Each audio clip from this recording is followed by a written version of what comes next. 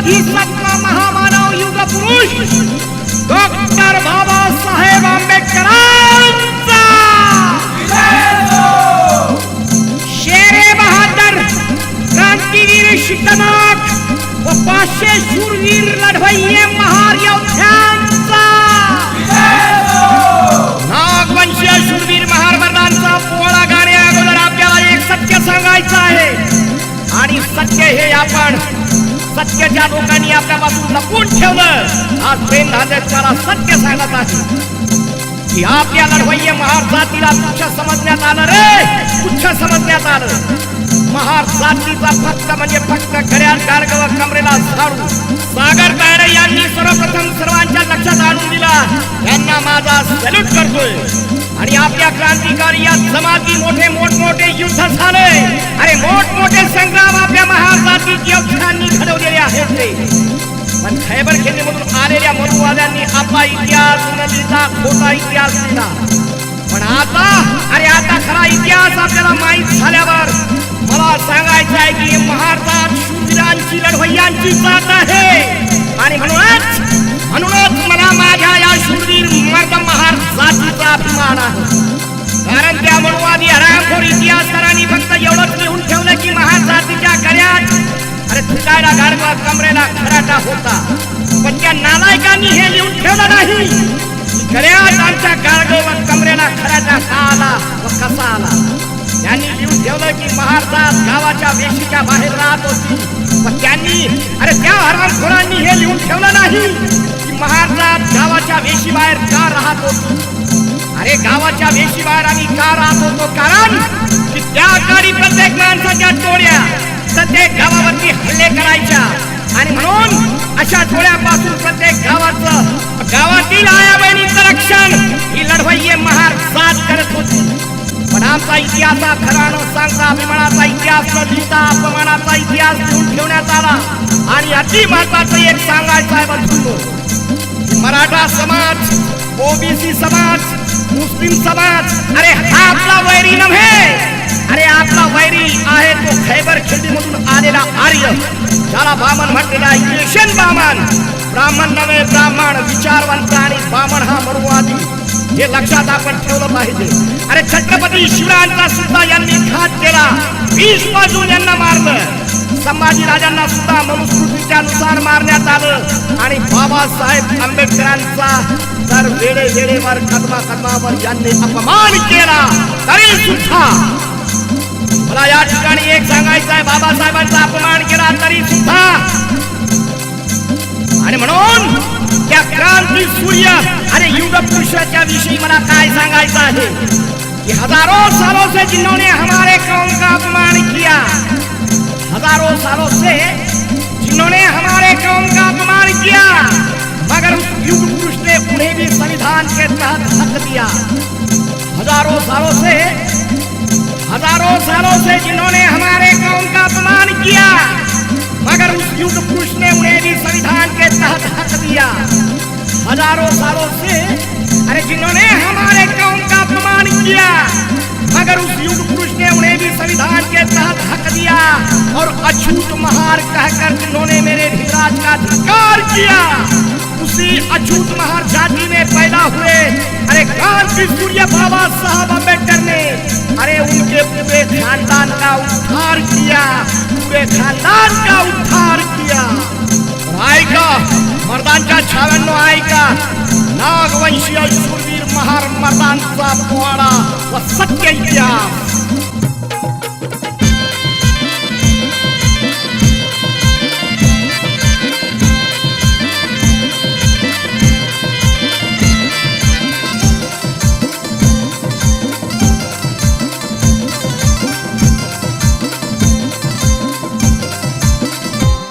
अरे लक्ष देऊन नीट ऐका रे पराक्रम योद्ध्यांचा, पराक्रम योद्ध्यांचा, पराक्रम योद्ध्यांचा। अरे लक्ष देऊन नीट ऐका रे पराक्रम योद्ध्यांचा, खरा इतिहास सांगत आहो महार मर्दानगीचा। असं घडलंच नाही कधी, असं घडणार नाही कधी या धरणीवरी। असं घडलंच नाही कधी, असं घडणार नाही कधी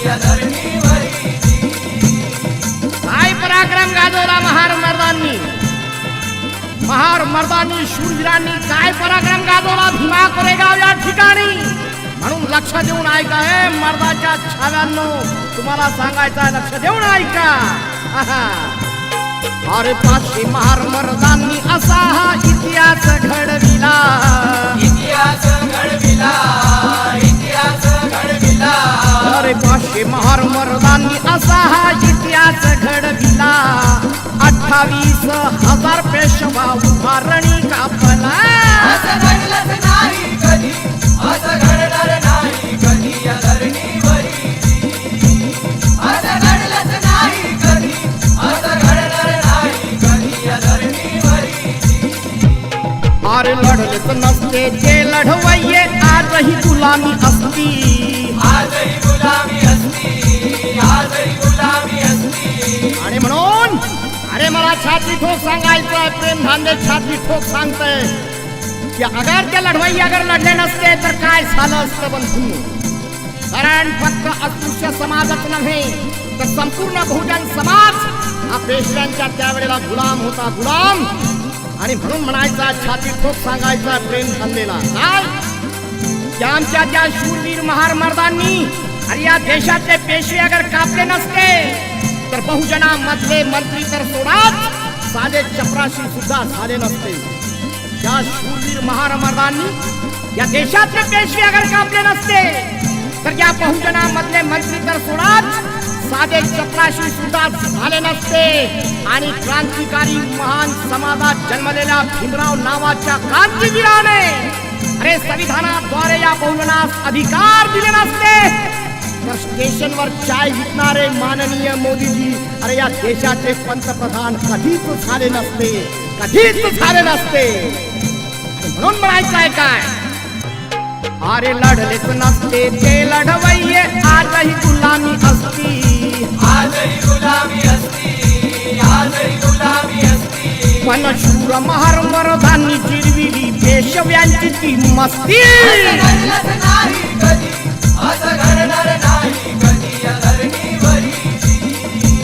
असं घडलंच नाही कधी, असं घडणार नाही कधी या धरणीवरी. आणि म्हणून तुम्हाला सगळ्यांना सांगायचं आहे, काय सांगायचं आहे, काय इतिहास आहे भीमा कोरेगावचा. अरे या देशामध्ये नागवंशीय सर्वप्रथम राजे महाराजे होऊन गेले. काही काळानंतर या भारत देशामध्ये खैबर खिंडीमधून आलेल्या आर्यांनी आक्रमण केलं. अरे कपटनीतीने नागवंशीयांचं राजांचं राज्य हस्तगत केलं. नागवंशीय राजामध्ये व आर्यामध्ये 21 वेळा युद्ध झाले बंधूंनो, 21 वेळा. या युद्धात आर्यांना जे शरण गेले त्यांना उच्चवर्णीय घोषित केले. ज्या आर्यांशी शेवटपर्यंत लढत राहिले त्यांना त्यांनी शूद्र घोषित केले, शूद्र अतिशूद्र घोषित केले. काही काळानंतर त्याच आर्यांनी या देशात वैदिक धर्म निर्माण केला व या बहुजनावरती लादला. अशातच या देशात भगवान गौतम बुद्धाचा जन्म झाला. अरे भगवान गौतम बुद्धाचा जन्म, भगवान बुद्धाला वैदिक धर्मातील अंधश्रद्धा कर्मकांड अजिबात पसंत नव्हती. म्हणून बुद्धांनी वैदिक धर्माला धिक्कारलं बंधूंनो, धिक्कारलं. आणि आपल्या वाणीने संपूर्ण भारत देश हा बौद्धमय केला. पण बुद्धाच्या महापरिनिर्वाणानंतर या वैदिक धर्मातील आर्यांनी शांतिप्रिय बौद्ध धर्मातील लाखो भंतेंच्या कत्तली केल्या व भारतातील बौद्ध धर्म नष्ट केला. आणि आपल्या कपटनीतीचा वापर करून हा बहुजन समाज 6,742 जातीमध्ये वाटून टाकला. अरे काही काळानंतर या देशात यादवींचं राज्य आलं, नंतर मोगलशाही आली. मोगलशाहीच्या नंतर या महाराष्ट्रात छत्रपती शिवरायांनी 18 पगड जातींना सोबत घेऊन मराठेशाही आणली. आणि या ठिकाणी एक महत्वाची गोष्ट तुम्हाला सांगायचं आहे. 18 पगड जातीला छत्रपती शिवरायांनी मावळे म्हटलेला आहे, मावळे.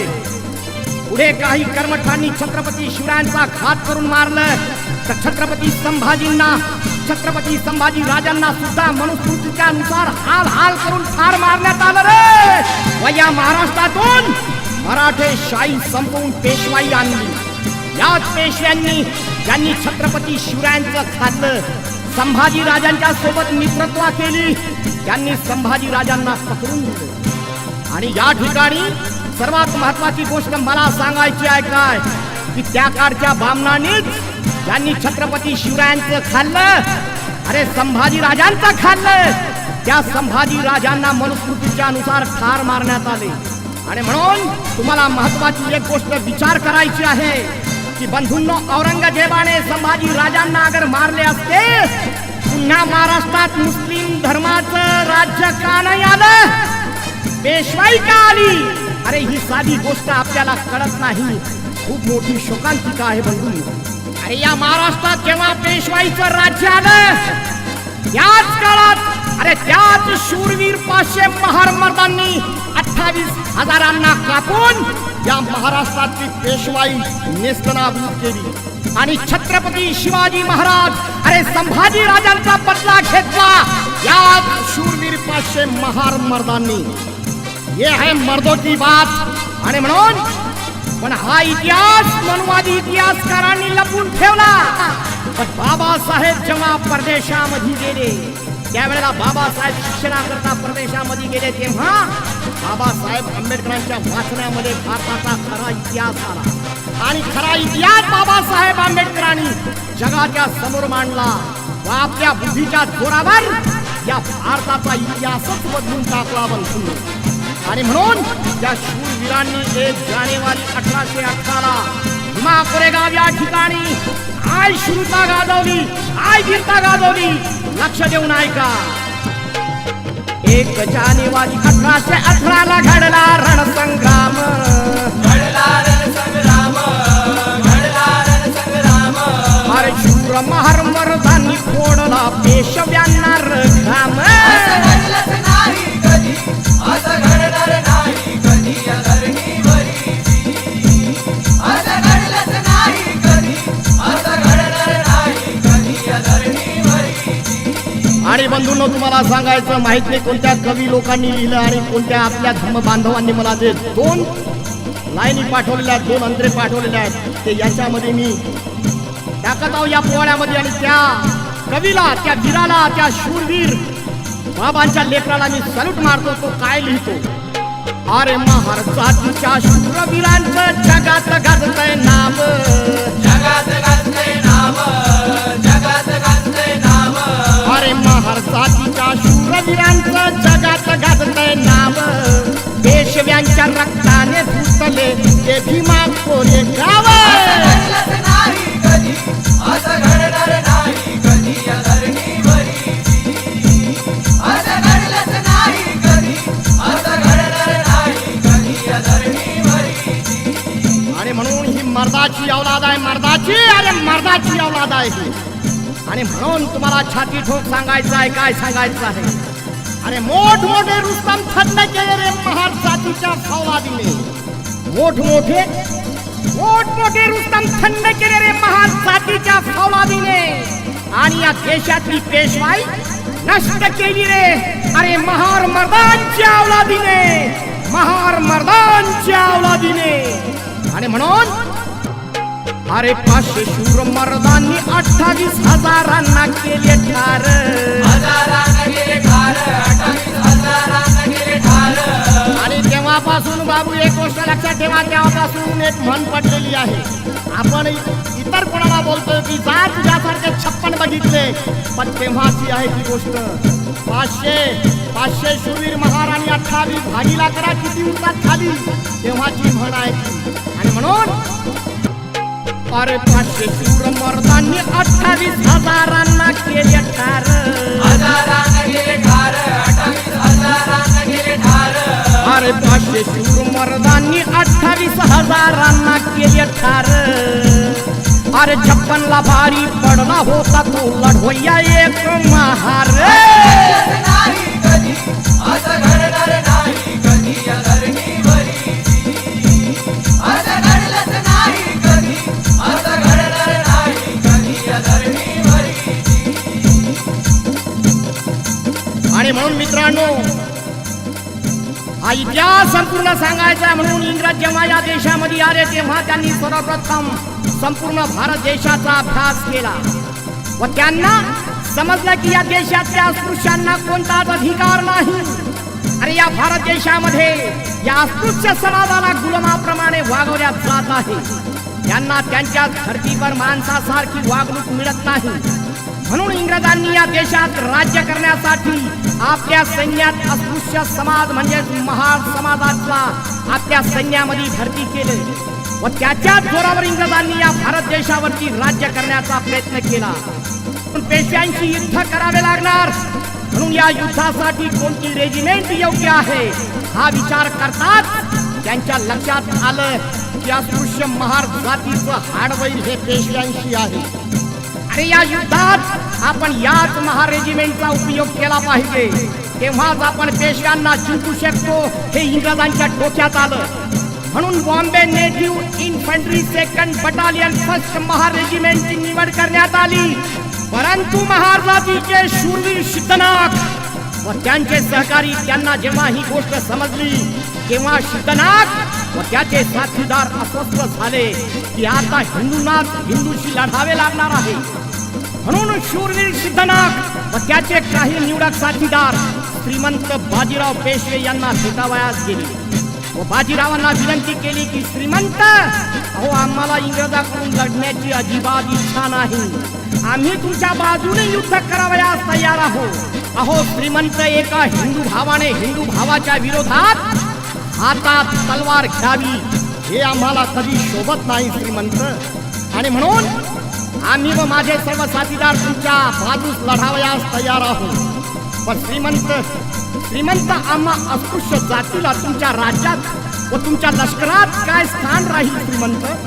तेव्हा बाजीराव पेशव्यांनी सिद्धनागाचे शब्द ऐकताच अरे मोठ्या तुच्छतेने सिद्धनागाकडे पाहिले आणि काय म्हणत आहेत पेशवे बाजीराव काय म्हणत आहेत सिद्धनागाला की तुम्हा अस्पृश्यांना देवाने आमची सेवा करण्यासाठी तुम्हाला बनवलेले आहे.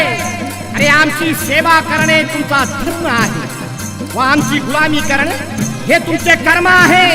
तुम्ही आमच्या बाजूने लढा अगर नका लढू, परंतु तुम्हा अस्पृश्यांना अरे सुईच्या टोका एवढी सुद्धा तुम्हाला जागा मिळणार नाही. तुमची आमच्या सोबत तुम्ही तुमची किंमत करू नका रे, तुमची किंमत करू नका. आम्ही आर्य पद्धतीच्या विरुद्ध वागणार नाही. मनुस्मृती ग्रंथानुसार तुम्हा अस्पृश्य महारांनी आमची चाकरी करावीच लागणारी आहे. चला चालते भाई इथून. अरे सिद्धनागाला त्या शूरवीर सिद्धनागाचा अपमान करून त्यांच्या सवंगड्याचा त्या साथीदारांचा त्या योद्ध्यांचा अपमान करून त्याच बाजीराव पेशव्यांनी हाकलून दिले. पण बाजीरावाचे शब्द समाप्त होताच सिद्धनागाला वाटू लागले की जसे दत्त लोखंडाचा गरम लाव्हा कानात टाकावा. अरे सिद्धनाग व त्याचे शूरवीर साथीदाराला वाटू लागले की बाजीराव पेशव्यांचा इथेच जीव ठेवायची काय. अरे आतापर्यंत सिद्धनागाची मान जी खाली होती ती मान एका भुजंगाच्या फण्यासारखी ताट झाली. हाताच्या मुठी आवळल्या गेल्या. अरे डोळे रक्तासारखे लाल झाले आणि एका घायाळ स्त्रियाने जशी दरकाळी फोडावी तशी सिद्धनागाने गर्जना केली. काय गर्जना केली सिद्धनागाने? श्रीमंत, अहो श्रीमंत, आम्ही तुमच्याकडे धन जागीर मागितली नाही. फक्त आम्ही एवढीच मागणी केली की आम्हाला सुद्धा तुमच्या राज्यात माणसासारखी वागणूक मिळायला पाहिजे. पण अगर ती मागून अगर मिळत नसाल श्रीमंत तर लढाईला तयार व्हा. आता जी लढाई होणार आहे अरे ते इंग्रजाविरुद्ध नसून या पठ्ठ्यांशी आहे. या शूरवीर महार मर्दा आणि पेशव्यांची अशीच लढाई आता होणार आहे. श्रीमंत सावध व्हा. श्रीमंत, अहो नागवंशीयांची औलाद आम्ही रणभूमी सोडून कधी पळत नाही. नागवंशीयांची औलाद आम्ही रणभूमी सोडून कधी पळत नाही. अरे ही लढवय्यांची शूरवीर महार जात आहे श्रीमंत. पाठीमागून वार आम्ही कधी करत नाही, कधी पाठीमागून वार करत नाही. पडतात कानी शब्द तयांचे सिद्धनाग गरजला. सिद्धनाग गरजला, सिद्धनाग गरजला. पडतात कानी शब्द तयांचे सिद्धनाग गरजला. तलवारीनेच उत्तर देऊ भेटू रणांगणाला. असं घडलंच नाही कधी, असं घडणार नाही कधी या धरणीवरीची. असं घडलंच नाही कधी, असं घडणार नाही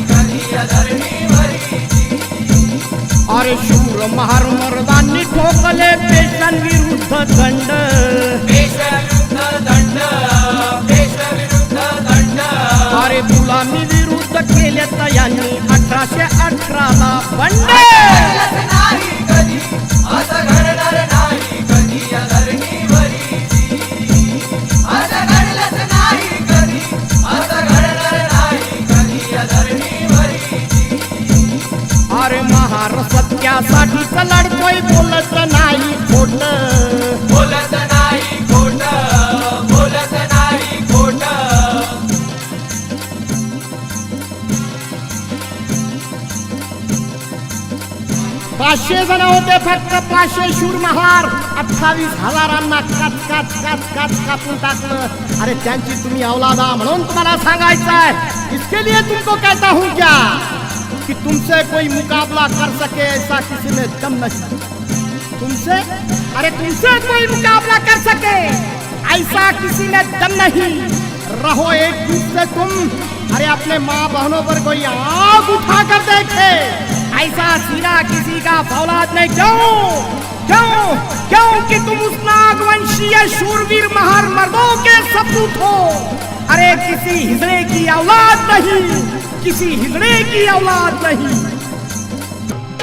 अरे महार सत्यासाठी लढतोय, बोलत नाही खोट, बोलत नाही खोट, बोलत नाही खोट. अरे महार चिडतोय तेव्हा तो चिडतोय, रक्ताच्या वाहता तो पाट. घडलंच नाही कधी, असं घडणार नाही कधी या धरणीवरी. असं घडलंच नाही कधी, असं घडणार नाही कधी या धरणीवरी. भीमा कोरेगावच्या लढाईच्या अगोदर सिद्धनाथ व त्याचे सर्व साथीदार प्रथम वडू बुद्रुक या ठिकाणी गेले. वडू बुद्रुकला का आले हे अगदी महत्वाचं सांगणं आहे बंधूंनो.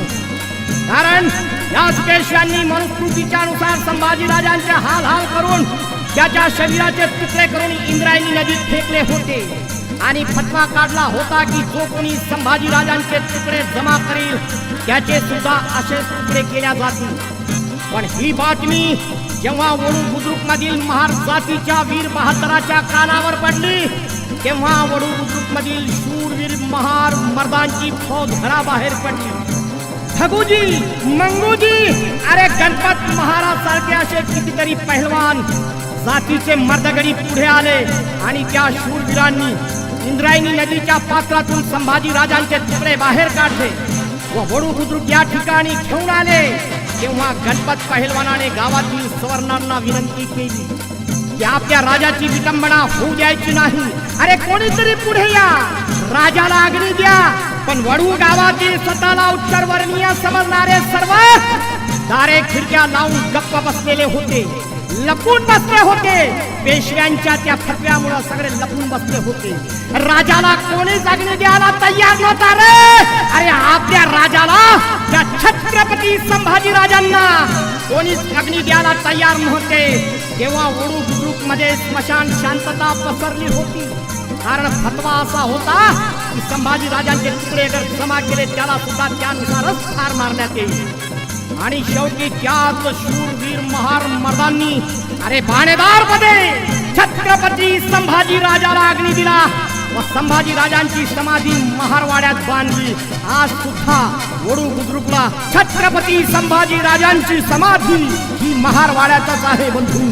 आणि त्याच संभाजी राजांच्या समाधीवर सिद्धनाथ व त्याच्या साथीदारांनी समशेरी ठेवल्या, तलवारी ठेवल्या आणि हर हर महादेवची गर्जना करून शपथ घेतली व काय म्हणत आहेत, राजे संभाजी निघालो आम्ही हत्येचा बदला घ्यायला. हत्येचा बदला घ्यायला, हत्येचा बदला घ्यायला. अहो राजे संभाजी निघालो आम्ही तुमच्या हत्येचा बदला घ्यायला. हात जोडून विनंती आमची द्या शक्ती लढण्याला. असं घडलंच नाही कधी, असं घडणार नाही कधी या धरणीवरी. असं घडलंच नाही कधी, असं घडणार नाही कधी या धरणीवरी.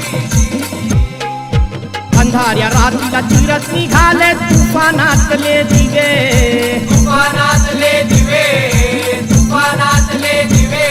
अहो रण मैदानी शौर्य गाजवण्या नागाचे ते छावे. असं घडलंच नाही कधी, असं घडणार नाही कधी या धरणीवरी. असं घडलंच नाही कधी, असं घडणार नाही कधी या धरणीवरी. आणि मित्रांनो ऐका त्या शूरवीर सिद्धनाथांनी व 500 महाराणी काय घडवलेलं आहे लढाईच्या वेळेला. काय घडवलं, छत्रपती संभाजी राजांच्या समाधीचं दर्शन घेतलं आणि रात्रीचा प्रवास 25 किलोमीटरचा प्रवास, पायी प्रवास. आणि म्हणून सकाळी 8 वाजता या 500 शूरवीर महार मर्दांची फौज भीमा नदीच्या काठी कोरेगाव इथे पोहोचली. या महार रेजिमेंटची कमान एका ब्रिटिश कॅप्टन स्टॉटनच्या हातात होती. भीमा कोरेगावात पोहोचल्यावर कॅप्टन स्टॉटनने भीमा नदीच्या दुसरीकडे असलेल्या पेशव्यांच्या सैन्यावर नजर टाकली तर 30,000ची फौज त्यांना दिसली व महार रेजिमेंटची फलटण तर फक्त 500 होती रे, फक्त 500. पण त्यावेळेला कॅप्टन स्टॉटन सुद्धा घाबरला. पण सिद्धनाथ व 500 महार मर्दांची ऊर्जा पाहून कॅप्टन स्टॉटनला जरा हायसे वाटले. महार रेजिमेंटचं नेतृत्व कॅप्टन स्टॉटन व सिद्धनाथ करत होते तर पेशव्यांच्या सैनिकांचे नेतृत्व अरे श्रीमंत बाजीराव पेशवे, विंचुरकर व बापू गोखले करत होते. सकाळी 10 वाजता युद्धाची घोषणा झाली. युद्धाचे रणशिंग फुंकले गेले. या रणशिंगाचा आवाज संपूर्ण भीमा कोरेगावात व भीमा नदीच्या पात्रात गरजला. बंदुकीच्या गोळ्याचा वर्षाव सुरू झाला. पण काही वेळातच बंधूंनो एक अनर्थ घडलं. अनर्थ काय घडलं? कारण महार रेजिमेंट कडून पेशव्यांवरती मशीन गन मधून गोळ्यांचा वर्षाव करणारा लेफ्टनंट चिशोलमा नावाचा सैनिक मारला गेला. त्यामुळे कॅप्टन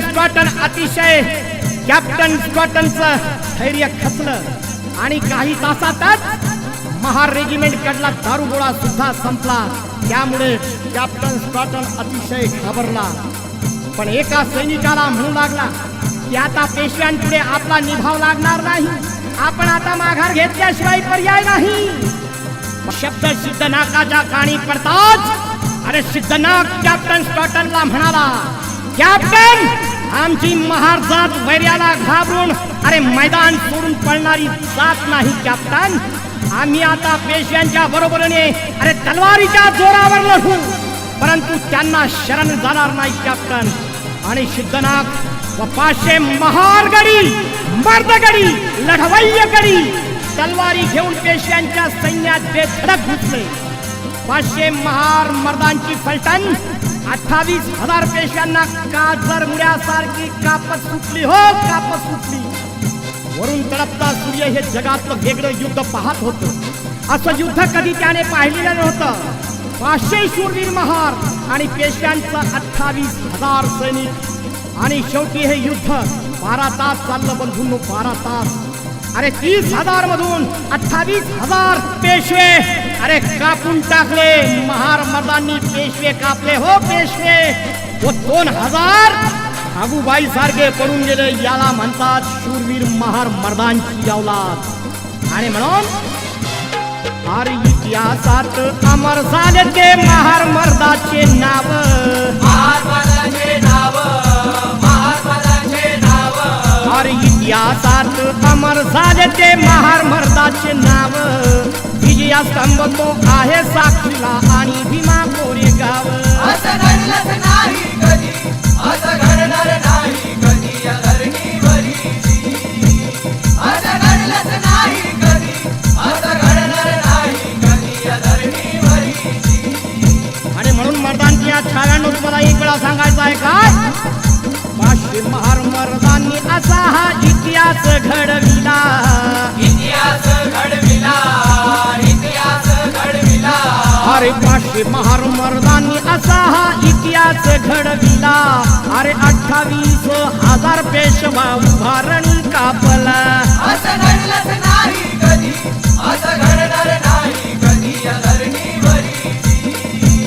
असं घडलंच नाही कधी, असं घडणार नाही कधी या धरणीवरी.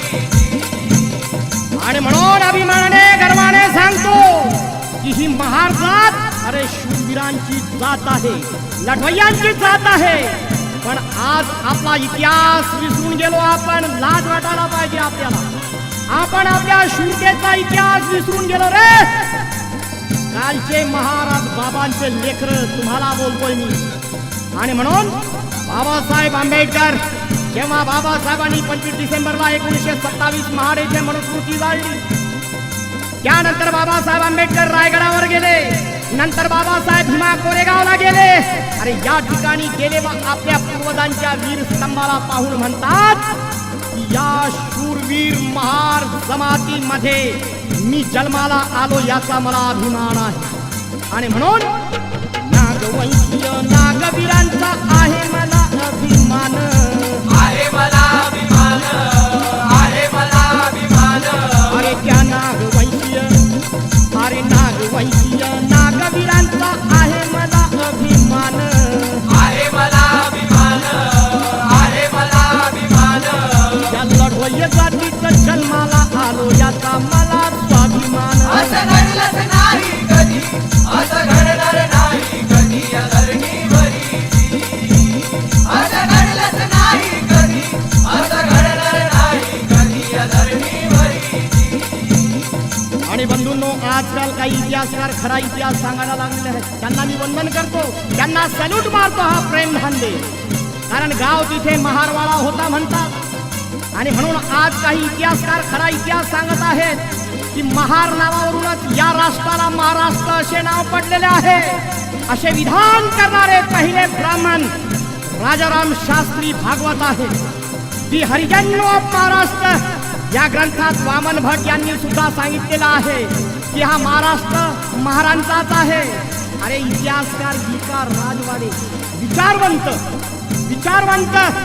विकार राजवाडे श्रीधर केतकर यांनी सुद्धा या गोष्टीला मान्यता दिलेली आहे अस्पृश्यांचा प्रश्न या पुस्तकात विचारवंत श्री म माटे यांनी सुद्धा सांगितलेले आहे आणि गुलामी या पुस्तकात तर महात्मा ज्योतिराव फुले यांनी सुद्धा लिहून ठेवला आहे रे की हा महाराष्ट्र महारांचाच आहे आणि म्हणून महार जातीचा पराक्रम हा इतिहास सांगतोय राव इतिहास सांगतोय राव इतिहास सांगतोय राव अरे महार जातीचा पराक्रम हा इतिहास सांगतोय राव महाराष्ट्राला महारामुळेच महाराष्ट्र पडलंय नाव असं घडलंच नाही कधी असं घडणार नाही कधी या धरणीवरी असं घडलंच नाही कधी असं घडणार नाही कधी या धरणीवरी आणि म्हणून म्हणायचं आहे का तुम्हाला तुम्ही शूरवीराची औलाद आहात नागवंशीयांची औलाद आहात सपूत आहात तुम्ही आणि म्हणून नका कमजोर समजू स्वतःला अरे नका कमजोर समजू स्वतः तुम्ही शूरांची पोर शूराची र पोर तुम्ही शूराची र पोर अरे नका कमजोर समजू स्वतःला तुम्ही शूरांची पोर आजचे जे भीमवालेच होते कालचे शूर महार असं घडलंच नाही कधी असं घडणार नाही कधी या धरणीवरी असं घडलंच नाही कधी असं घडणार नाही कधी या धरणीवरी पण आपला इतिहास त्या इतिहासकारांनी नासून टाकला बंधू गळ्यात गाडगं होतं कमरेला खराटा होता त्यांनी कधी इतिहास वाचला नाही फक्त लिहून टाकला कारण आपण त्या स्पर्धाच्या अवलादीने त्या आर्यांची खैबर खिंडीमधून आलेल्या आर्यांची आपण टक्कर दिलेली आहे आणि म्हणून त्यांनी आपल्याला अस्पृश्य म्हटलं अस्पृश्य म्हणून शूद्र म्हटलं आणि आपला तिरस्कार त्यांनी करून घेतला करायला लावला इतरांसोबत सुद्धा करायला लावला आणि म्हणून म्हणायचं आहे काय की त्या काळी हा महार समाज शिकलेला नव्हता तर अडाणी होता पण शूरवीर होता अरे रेड्यांची टक्कर घेणारा व आपल्या दोन्ही हाताने वाघाचा जबडा फाडून टाकणारा एक एक मर्दगडी या महार समाजात जन्माला आला परंतु आमच्या बापदादांना शिक्षण नसल्यामुळे त्या मनुवाद्यांनी आमचा खरा इतिहास न लिहिता खोटा इतिहास लिहिला व आमचा गलिच्छ इतिहास त्या काळच्या मनुवादी इतिहासकारांनी लिहून ठेवला अरे गड्यात गाडगं होतं कमरेला झाडू हा अपमानाचा इतिहास लिहून ठेवला म्हणून बाबासाहेबांनी गुवार शूद्रामध्ये आपला खरा इतिहास लिहून ठेवलाय बंधू पण आपण कधी इतिहास आपला चाडून पाहायचंच नाही आपण सुद्धा म्हणतो गळ्यात गाडगं होतं कमरेला झाडू होता लाज वाटायला पाहिजे आपल्याला शिकलो सवरलो बाबासाहेबांमुळं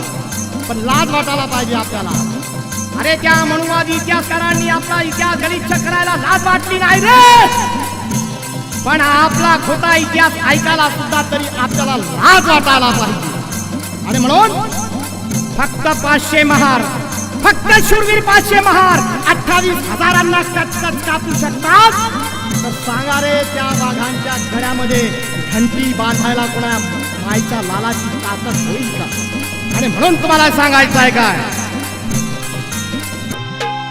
रघुनाथ पेशव्यांच्या राज्यात घडला हा प्रकार. घडला हा प्रकार, घडला हा प्रकार. अरे गड्यात गाडगन कमरेला झाडूचा ऐका खरा इतिहास. असं घडलंच नाही कधी, असं घडणार नाही कधी या धरणीवरी. असं घडलंच नाही कधी, असं घडणार नाही कधी या धरणीवरी. गड्यात गाडगा आणि कमरेला झाडू हा इतिहास बंधूंनो शोधून काढला. अरे या भीमवीराचा चेला सागर तायडे यांनी आम्हाला हा इतिहास शोधून काढला. वार शुभ्रा हा वाचून त्यांनी पूर्ण लेख त्याचा दिलेला आहे. बंधूंनो, मी सागर तायडेंना सॅल्यूट मारतो की आमच्याना सुद्धा त्यांनी इतिहास सांगितला. आणि म्हणून अरे गड्यात गाडग कमरेला झाडू, अरे गड्यात गाडग कमरेला झाडू खोटा इतिहास मांडला. खोटा इतिहास मांडला, खोटा इतिहास मांडला. अहो शूर महार मर्दांचा खरा तो इतिहास लपविला. असं घडलंच नाही कधी, असं घडणार नाही कधी या धरणीवरी. असं घडलंच नाही कधी, असं घडणार नाही कधी या धरणीवरी. तर ऐका बंधूंनो, गळ्यात गाडग कमरेला झाडू कसा काय आला, खराडा कसा आला. अरे ही महाराजात गांडूची औलाद नाही, गांडूची औलाद नाही. ही महाराजात शूरवीर लढवय्याची जात आहे रे. आणि म्हणून गळ्यात गाडग कसं आलं. अरे पेशव्यांच्या काळामध्ये रघुनाथ पेशव्यांच्या राज्यातील घटना. रघुनाथ पेशव्यांची पत्नी आनंदीबाई पेशवे एक दिवस आपल्याच राज्यात फेरफटका मारण्यास निघाली असता आनंदीबाईला म्हणजेच रघुनाथ पेशव्यांच्या राणीला रस्त्याने जात असता वाटेवर तिला एका माणसाच्या पावलाचा ठसा दिसला. आनंदीबाई पेशव्यांनी मनात विचार केला, त्या माणसाच्या पायाचा ठसा एवढा मोठा आहे तर तो माणूस कसा असेल. कारण सर्वसामान्य माणसापेक्षा आनंदीबाईंना दिसलेला पावलाचा ठसा फारच मोठा होता. आणि रघुनाथ पेशव्यांची आणि आनंदीबाई पेशवे त्या वाटेवरच्या पावलावरच ठशावर भाळली. म्हणून आनंदीबाईंनी पेशव्यांना व दासींना हुकूम केला की आपल्या राज्यात एवढ्या मोठ्या पावलाचा माणूस कोण आहे त्याला शोधून काढा. कारण सर्वसामान्य माणसापेक्षा आनंदीबाईंना दिसलेला पावलाचा ठसा फारच मोठा होता बंधूंनो. आणि रघुनाथ पेशव्यांची राणी आनंदीबाई पेशवे त्या वाटेवरच्या पावलाच्या ठशावरच भाळली. म्हणून आनंदीबाईंनी सैनिकांना हुकूम दिला की आपल्या राज्यात एवढ्या मोठ्या पावलांचा माणूस कोण आहे त्याला शोधून काढा. हुकमाप्रमाणे राणीचे सैनिक व दासी त्या पावलांच्या मार्गाने जाऊन माहिती काढली. या पाऊल खुणा तो पावलांचा ठसा एका लोहार काम करणाऱ्या महार जातीतील चंद्रा नावाच्या पहिलवानाच्या होत्या. चंद्रा महार रघुनाथ पेशव्यांच्या राज्यात तलवारी बनवण्याचे काम करत होता व लढाईत लागणारे शस्त्र बनवण्याचे काम करत होता. सैनिकांनी येऊन राणीला चंद्रा राजाची हकीकत सांगितली. तशी चंद्राला पाहण्यास राणी आनंदीबाईची उत्सुकता वाढली. जेव्हा राणी आनंदीबाई चंद्राला पाहण्यात गेली तेव्हा चंद्राचे उन्हामध्ये शस्त्र बनवण्याचे काम चालू होते.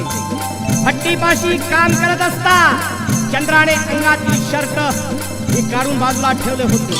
चंद्रा महार लोहाराचे काम करता करता त्याचे शरीर एकदम पिळदार झाले होते. तर तळपत्या सूर्याच्या प्रकाशाने चंद्रा महाराजचे शरीर एका तळपत्या दगडासारखे चमकत होते. अरे 7 फूट उंचीच्या मर्दगड्याला पाहताच राणी आनंदीबाई पेशवे मनातच खुश झाली. कारण या अगोदर चंद्रा महाराज सारखा मर्दगडी तिने कधी जीवनात पाहिला नव्हता. आणि म्हणून आनंदी राणी चंद्राला पाहण्या उत्सुकता वाढली. उत्सुकता वाढली, तिची उत्सुकता वाढली. अरे चंद्राच्या पाऊल खुणावर राणी ती भाडली. असं घडलंच नाही कधी, असं घडणार नाही कधी या धरणीवरी. असं घडलंच नाही कधी, असं घडणार नाही कधी या धरणीवरी. फक्त पाऊल खुणावरच राणी आनंदीबाई भाळली. आणि म्हणून अरे पोलादी ताकदीचा चंद्रा महार शरीर पीळदार. शरीर पीळदार, त्याचं शरीर पीळदार.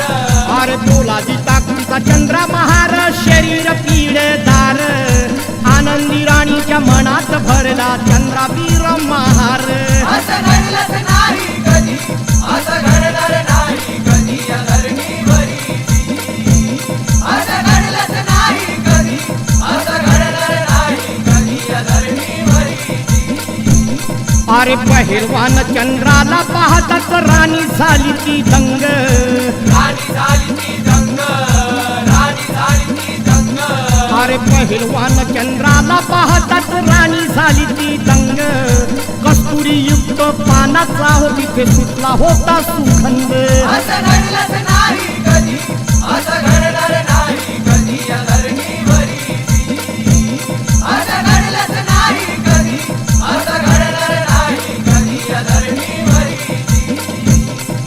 आणि शिवरांच्या छाव्यानो तुम्हाला एक गोष्ट सांगायची आहे की त्या काळी आपला हा समाज कस्तुरीयुक्त पान खात होता कस्तुरीयुक्त पान खात होता आणि म्हणून जेव्हा राणी आनंदीबाई पेशवे आणि चंद्राला वार्तालाप चालू होता तेव्हा चंद्राच्या तोंडून आनंदीबाईला कस्तुरीयुक्त पानाचा सुगंध गेला अरे त्या कस्तुरीयुक्त पानाच्या सुगंधाने रघुनाथ पेशवे यांची राणी आनंदीबाईची कामवासना जागृत झाली आनंदीबाईने चंद्राला आपल्या राजवाड्यावर रात्रीला येण्यास सांगितले व राणी आनंदीबाई तुरंत तिथून राजवाड्यावर निघून गेली पण तिथे आनंदीबाई व चंद्राची झालेली वार्ता चंद्राच्या बापाने ऐकली व चंद्राला राणीच्या राजवाड्यावर जाण्यास मनाई केली म्हणून अरे मना मनात खुशती झाली आणि हसली गाली आणि हसली गाली ती आली हसली गाली अहो चंद्राला पाहताच राणीची ती वासना जागृत झाली असं घडलंच नाही कधी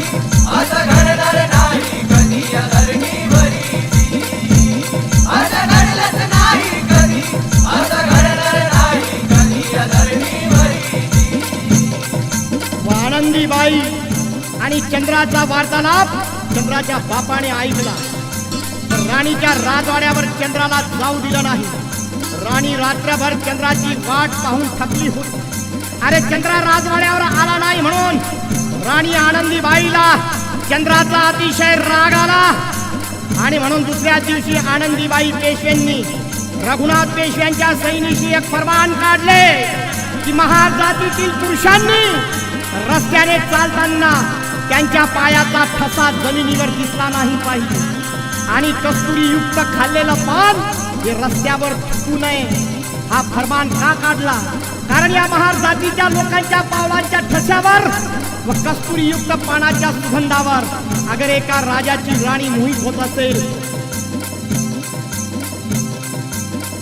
म्हणून राणी आनंदीबाईने रागाने हा फरमान काढला व त्यावर आपल्या समाजातील म्हणजे महार जातीतील चंद्राच्या बापाने व महार समाजातील माणसांनीच त्यासाठी हा स्वतःहून पर्याय शोधला काय पर्याय शोधला स्वतःहून शोधला अरे वाघाच्या गळ्यात कोणी खंडा बांधायला जाईल कारण वाघाच्या गळ्यात 500 शूरवीर महार मातांनी अरे 28,000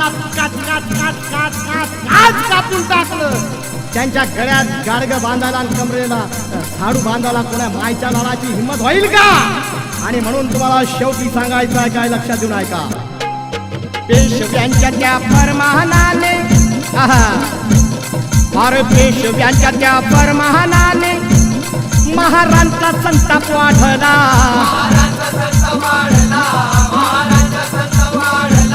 अहो गळ्यात गाडगन कमरेला झाडू अरे गळ्यात गाडगन कमरेला झाडू स्वतः उपाय त्यांनी शोधला नाही कधी असं